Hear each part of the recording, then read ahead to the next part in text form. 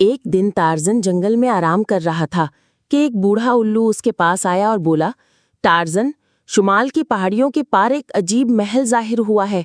लोग कहते हैं वो महल जादू से बना है और इसमें एक खतरनाक रूह को कैद किया गया है। अगर वो आज़ाद हो गई तो सारी दुनिया अंधेरे में डूब जाएगी। टार्ज़न ने फौरन फैसला किया कि वो उस महल का राज जानेगा। वो अपने वफादार दोस्त शेर रागा को साथ लेकर पहाड़ों की तरफ रवाना हुआ। रास्ता बहुत मुश्किल था, कहीं झाड़ियां, कहीं दलदल, कहीं तेज बारिश, लेकिन टार्ज़न हार न माना। कई दिनों के सफर के बाद वो आखिरकार उस महल तक पहुंचा। वो महल स्याह पत्थरों से बना था और उसके दरवाजे पर लिखा था, सिर्फ वही दाखिल हो सकता है जिसका दिल नेक हो और नीयत साफ। जब टार्ज़न दरवाजे के करीब गया तो वो खुद ब खुद खुल गया। अंदर का मंजर हैरान कुन था।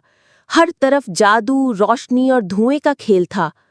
टार्ज़न को कई इम्तिहानों से गुजरना पड़ा, कांटों का रास्ता, आग के दरिया और बोलते पत्थर। आखिर में वो एक बड़े हॉल में पहुंचा जहां एक जादूगर खतरनाक रूह को आजाद करने वाला था।